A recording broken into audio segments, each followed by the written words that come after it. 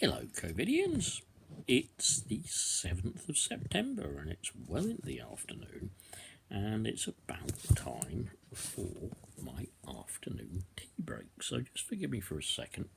See, we had a leak from the bath upstairs. Well, we live in rented accommodation, so the landlord's not paying to have that repainted. One sec. There, by the way, is back to front fox, and for fox's sake, stop hunting. Now, on to other things. What do you reckon about dear old Bozza putting up national insurance, eh? Dear old Bozza. How many billion was it to track and trace? 54 billion for a system that didn't work. Yeah, 54 billion, eh? But come on, you workers out there, stump up. In your next pay packet, you'll see that figure NI, national insurance, will have gone up. So you stump up. You pay. It's all getting a bit expensive after COVID and all that lot. So, we're going to get the money from you. All right? You pay. Now, of course, just let me put this down for a second. It might make a noise while I do so. Now, of course, the rich toffs, the vulture capitalists, the Rees-Moggs of this world, the la-di-da Etonian elite, they're not paying anymore, are they? Sorry, are they paying anymore? Yeah,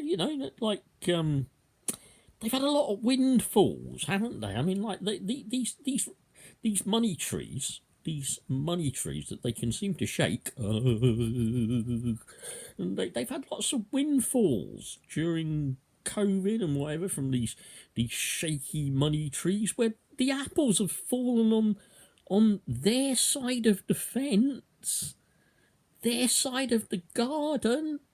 When the money tree's been shaken, why does the money only ever seem to fall on their side? One sec, I'll be back.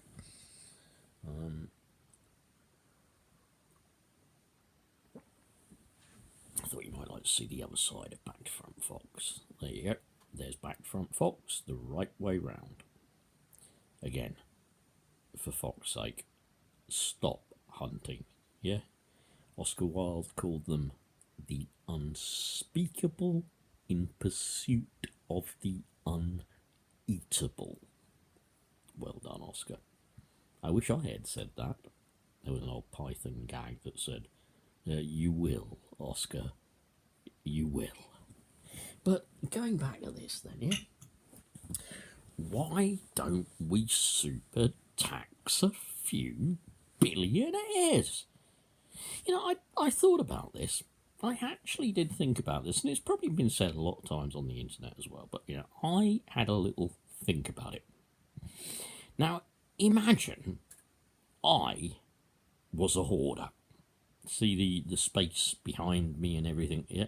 See all of our front room or whatever. Imagine that I had stacked newspapers so high, and the pile had grown over years and years and years and years, that it was touching the ceiling. Imagine if it was, Rees-Mogg's daddy's paper, The Times. Well, perhaps I'd put Morning Star, and I hoarded it. Every edition possible that ever came out. And here I was all sort of cramped up, laying down amongst all these hoarded newspapers, making this video. Would you perhaps not think that I was a little bit unwell? Would you think I was a little bit unwell? Would you write into one of those TV programs or whatever and try and get me to stop hoarding declutter? Would you sort of speak to mental health services about me, and perhaps they might want to come round and help me? I think you might, okay? But of course, when you're like the super rich, you hoard money. You hoard it. You have money bags, but they're not real bags of gold sitting in real bank accounts. They're not even labelled swag, because you've stolen them from the poor people. No, when you're money bags and rich, you hoard money so that it breeds money, because money makes money. It's called interest, okay? You hoard it, though. It's all right to make a bit of interest on an investment, yeah? Don't see any problem with that, yeah? No problem at all, yeah? But you hoard it. You keep it. You have to understand, people. This figure is often bandied around. Let's even take how it's being used at the moment. 54 billion. What people don't get is just how much a billion is. Google it to get some sort of perspective on it. I don't know how many flaming lifetimes it would take to make even 1 billion. Just 1 billion. 10, 12, 14, 20 lifetimes, I don't know, on average salary. Yeah. But these people hoard hundreds of billions of pounds. We even get the ones that will be hoarding trillions of pounds. Make them pay. Make them pay. You know, actually screw some of the wealth out of them. Ring their bank accounts. Ring them. Give the taxman the authority to find their bank accounts and ring until those little gold coins start going pop, pop, pop. And the cash register on them goes Kerching! And it's an outbound transaction. It's not a let's hoover up some more wealth from trickle down. Yep. Because you know trickle down doesn't work, don't you? You do get that, don't you? You do understand trickle down doesn't work. You get it, don't you? Because if trickle down did work, then the people at the very bottom, on the lowest possible pay, on subsistence from the state, would have more, wouldn't they? Because more of it would have trickled. It would have trickled down from those laden tables of the super rich. More bones would have been discarded. More fat would have come off the meat and made its way onto the floor so that the poor could go. That would be trickle down working, wouldn't it?